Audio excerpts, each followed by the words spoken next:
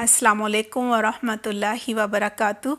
आऊज़ु बिल्लाहि मिनश शैतानिर रजीम। बिस्मिल्लाहिर्रहमानिर्रहीम।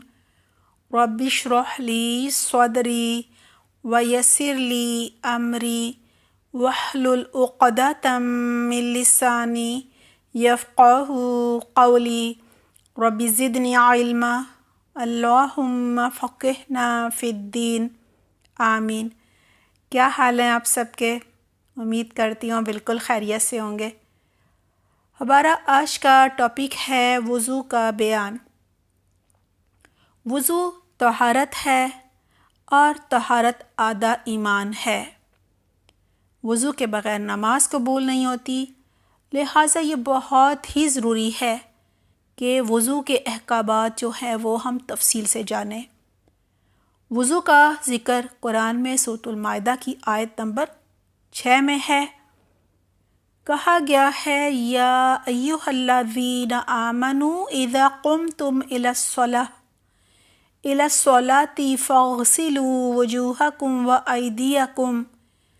अयदियकुम इलल मराफ़िक़ि वम्सहू बिरूसिकुम व अर्जुलकुम इलल काबैन।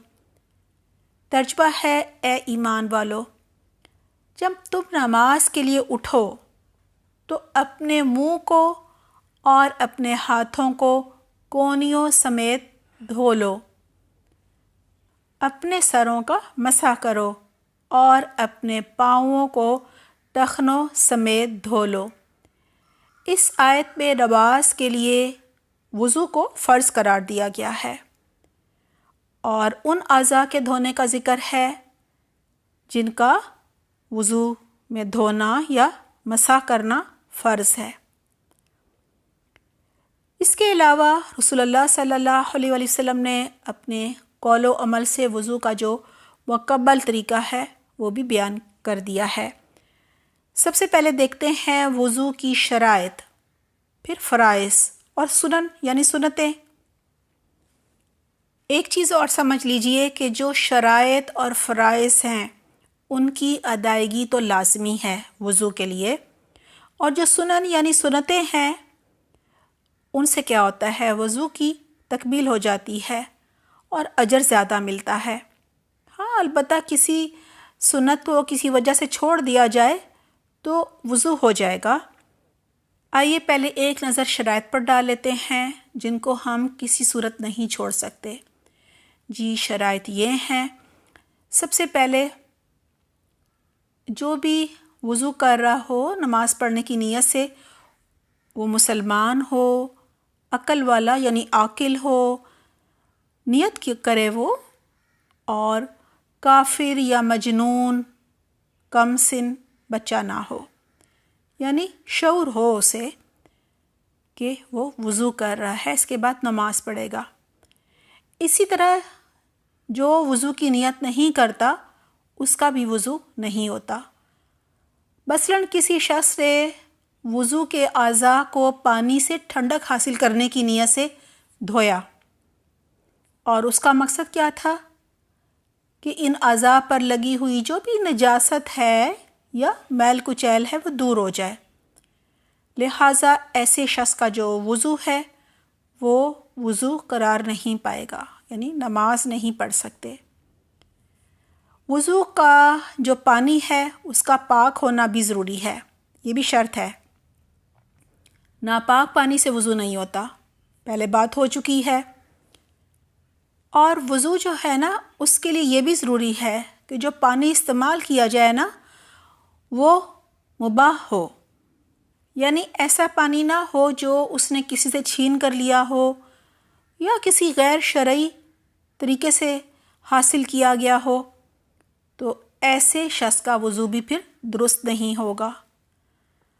फिर एक और शर्त है कि वज़ू से पहले अगर वो क़ज़ाए हाजत से फ़ारिग हुआ हो, यानी बाथरूम से आया हो फ़ारिग होकर, तो इस्तिंजा करना या बट्टी का इस्तेमाल करना जो है ये भी ज़रूरी है। और वज़ू के लिए ये भी एक शर्त है कि हर उस चीज़ को उतार दिया जाए जिसकी वजह से जो जिल्द है वो پانی اس کو نہ لگ سکے، وہ گیلی نہ ہو سکے۔ وضو کرنے کے لیے ضروری ہے کہ اعضاء پر لگی ہوئی بٹی، آٹا، موم، جمع ہوا میل کچیل، پینٹ، نیل پالش وغیرہ یا کوئی بھی رنگدار چیز جو ہے وہ نہ لگی ہو، جس سے وضو کا پانی جو ہے وہ جلد تک نہ پہنچ سکتا ہو۔ آئیے اب وضو کے فرائض کے بارے میں جانتے ہیں۔ یہ بھی ضروری ہیں۔ یہ 6 ہیں۔ نمبر 1، مکمل چہرہ دھونا۔ اس میں کلی کرنا، ناک میں پانی ڈالنا، یہ دونوں چیزیں آتی ہیں۔ جس شخص نے چہرہ دھو لیا لیکن کلی نہ کی، ناک میں پانی نہ ڈالا یا ان دونوں میں سے ایک کام چھوڑ دیا تو اس کا بھی وضو درست نہیں ہوگا، کیونکہ منہ اور ناک دونوں چہرے کا حصہ ہیں جنہیں دھونے کا اللہ سبحانہ تعالیٰ نے حکم دیا ہے۔ ابھی ہم نے جو آیت دیکھی تھی سورۃ المائدہ کی، وہ آیت وضو بھی کہلاتی ہے۔ اگر کوئی شخص چہرے کا کوئی حصہ دھوتے ہوئے چھوڑ دے تو اس نے بھی اللہ سبحانہ تعالیٰ کے حکم پر عمل نہیں کیا۔ اس کے علاوہ رسول اللہ صلی اللہ علیہ وآلہ وسلم وضو کرتے وقت کلی کرتے تھے اور ناک میں پانی ڈالتے تھے، سنت سے بھی ثابت ہے۔ نمبر 2، ہاتھوں کو کوہنیوں سمیت دھونا، کیونکہ یہ تو بھی ہم نے آیت میں بھی دیکھا نا، اللہ سبحانہ تعالیٰ نے ارشاد فرمایا وَأَيْدِيَكُمْ إِلَى الْمَرَافِقِ، اور اپنے ہاتھوں کو کوہنیوں سمیت دھو لو۔ ایک روایت میں ہے رسول اللہ صلی اللہ علیہ وسلم وضو کرتے تو اپنی کوہنیوں پر پانی بہاتے۔ ایک دوسری روایت ہے پھر انہوں نے اپنا دایاں ہاتھ دھویا حتیٰ کہ کوہنی سے اوپر والا کچھ حصہ دھویا، اور بایاں ہاتھ دھویا حتیٰ کہ کوہنی سے اوپر والا کچھ حصہ دھویا۔ یہ روایتیں بھی اس بات کی تائید کرتی ہیں کہ کوہنیاں دھوئے جانے والے حصے میں شامل ہیں۔ نمبر 3، سارے سر کا مسح کرنا۔ اللہ سبحانہ تعالیٰ کا حکم ہے وَامْسَحُوا بِرُؤُوسِكُمْ، اور اپنے سروں کا مسح کرو۔ مکمل سر میں کان بھی شامل ہے۔ رسول اللہ صلی اللہ علیہ وسلم نے فرمایا دونوں کان سر کا حصہ ہیں۔ الْأُذُنَانِ مِنَ الرَّأْسِ، یہ سنن ابن ماجہ میں ہے۔ نمبر 4، پاؤں کو ٹخنوں سمیت دھو لو۔ وَأَرْجُلَكُمْ إِلَى الْكَعْبَيْنِ، اور اپنے پاؤں کو ٹخنوں سمیت دھو لو۔ یہاں الا کا معنی ہوگا مع، یعنی ساتھ، سمیت۔ اور اس حکم کی شہادت احادیث سے ملتی ہے جس میں وضو کی تفصیل بیان ہوئی ہے، یعنی یہ جو روایات ہیں اس بات کی وضاحت کرتی ہیں کہ ٹخنے اس حصے میں شامل ہیں جن کے دھونے کا ہمیں وضو میں حکم دیا گیا ہے۔ آئیے اب ایک نظر وضو میں جو اعضاء دھوئے ہیں ان کی ترتیب کو دیکھ لیتے ہیں۔ وضو کرنے والا شخص پہلے چہرہ دھوئے، پھر دونوں ہاتھ دھوئے، پھر سر کا مسح کرے اور آخر میں پاؤں دھوئے، کیونکہ اللہ سبحانہ تعالیٰ نے آیت وضو میں کہا ہے اے ایمان والو، جب تم نماز کے لیے اٹھو تو اپنے منہ کو اور اپنے ہاتھوں کو کونیوں سمیت دھو لو، اپنے سروں کا مسح کرو اور اپنے پاؤں کو ٹخنوں سمیت دھو لو۔ اس میں وضو کی ترتیب جو ہے وہ بیان کی گئی ہے۔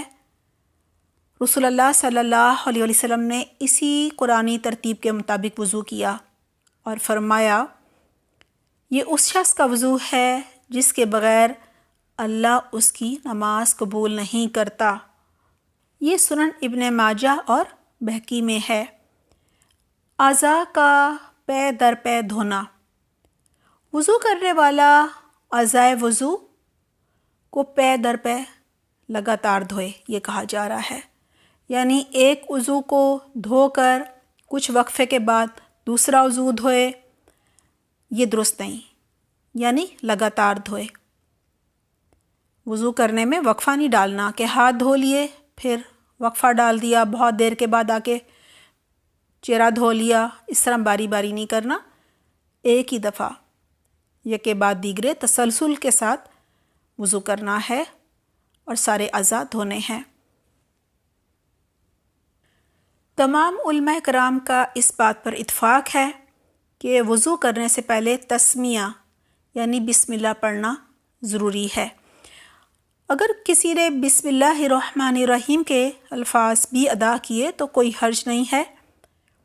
آیت وضو میں 4 اعضاء کے دھونے کا جو حکم ہے، اس میں حکمت یہی معلوم ہوتی ہے کہ بدن کے یہ اعضاء گناہ کے مرتکب ہوتے ہیں، ان سے گناہ ہوتے ہیں، گناہ کے لیے استعمال ہوتے ہیں۔ وضو میں ظاہری صفائی کے ساتھ ساتھ، یعنی ظاہری صفائی اور طہارت کے ساتھ ساتھ ان اعضاء کی باطنی جو صفائی ہے وہ بھی ہو جاتی ہے۔ جیسا کہ رسول اللہ صلی اللہ علیہ وسلم نے فرمایا کہ بے شک مسلمان جب وضو کرتے ہیں، کسی عضو کو دھوتے ہیں تو اس کے گناہ جھڑ جاتے ہیں۔ اس پر بھی ہماری بات ہوگی انشاءاللہ۔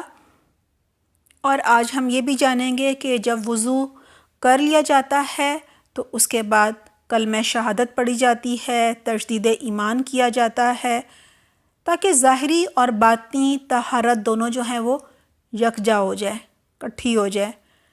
ظاہری طہارت جو ہے اس کا حصول اس وقت ہوتا ہے جب اعضاء کو آیت وضو کے مطابق دھویا جائے، اور باطنی طہارت تب حاصل ہوگی جب وہ کلمہ شہادت پڑھے گا، جو انسان کو شرک و کفر سے پاک کرتا ہے۔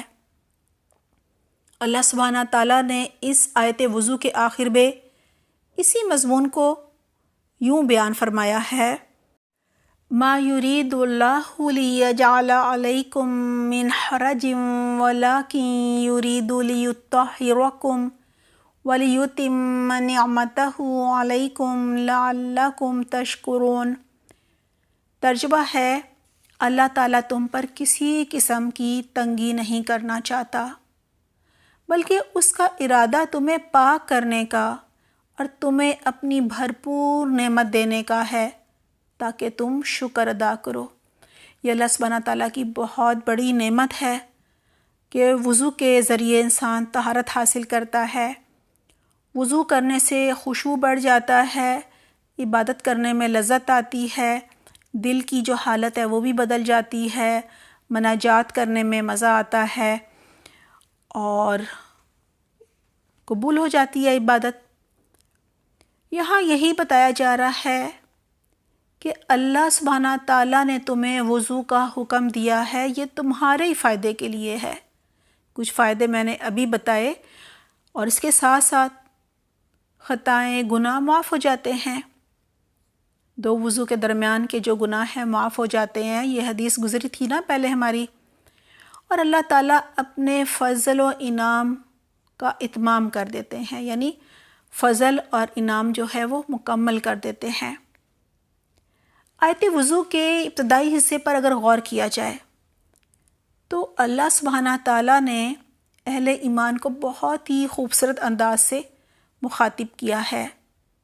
یا ایھا الذین آمنوا، اس کی وجہ یہ ہے کہ ایمان والے ہی اللہ تعالیٰ کے احکامات سنتے ہیں اور ان پر عمل کرتے ہیں۔ سنن ابن ماجہ میں ہے: وَلَا يُحَافِظُ عَلَى الْوُضُوءِ إِلَّا مُؤْمِنٌ، وضو کی حفاظت صرف مومن ہی کرتا ہے۔ آئیے اب دیکھتے ہیں وضو میں کون سے کام مستحب یعنی پسندیدہ ہیں۔ وضو کے بارے میں جو کچھ ابھی ہم نے ذکر کیا، ان کے علاوہ باقی تمام کام مستحب ہیں، جن کی حیثیت اور درجہ یہ ہے کہ وہ کام اگر کیے جائیں تو اجر ملتا ہے، اور اگر چھوڑ دیے جائیں تو گناہ نہیں ہوتا۔ یہی وجہ ہے کہ ان اعمال کو سنن الوضو کہا جاتا ہے، اور وہ یہ ہیں: مسواک کرنا۔ مسواک کب کی جائے؟ کلی کرتے وقت۔ مسواک اور کلی دونوں سے منہ اچھی طرح صاف ہو جاتا ہے، اور نمازی جو ہے وہ عبادت کے لیے، تلاوت کے لیے، اللہ سبحانہ تعالیٰ سے مناجات کے لیے تیار ہو جاتا ہے۔ چہرہ دھونے سے پہلے ہاتھوں کو 3 مرتبہ دھونا مستحب ہے۔ اس بارے میں کئی احادیث بھی آئی ہیں، کیونکہ وضو جو ہے نا وہ دونوں ہاتھوں سے تو کیا جاتا ہے، سارے اعضاء تک پانی ان دونوں ہاتھوں سے پہنچایا جاتا ہے، لہٰذا یہ بہت ضروری ہے کہ ان کو وضو کرنے سے پہلے اچھی طرح دھو لیا جائے، کیونکہ اگر ان پر کوئی گندگی یا نجاست لگی ہوگی، ناپاکی ہوگی، تو پھر باقی اعضاء بھی ناپاک ہو جائیں گے۔ پھر کلی اور ناک میں پانی ڈالنے کا جو عمل ہے نا، وہ چہرہ دھونے سے پہلے انجام دینا مستحب ہے، اور اگر انسان روزے کی حالت میں نہ ہو تو ان دونوں میں مبالغے سے کام لینا ہے، یعنی کلی کرتے وقت سارے منہ میں پانی کو خوب پھیرایا جائے، گھمایا جائے، اور ناک کو اچھی طرح سے جھاڑا جائے، یعنی ناک میں پانی جو ہے وہ اچھی طرح سے اوپر کھینچ کے ناک کا جو پچھلا پر حصہ ہے وہ بھی گیلا کیا جائے۔ اور پھر اور کیا مستحب ہے؟ وہ یہ ہے کہ داڑھی گھنی ہونے کی صورت میں اس کا خلال کیا جائے۔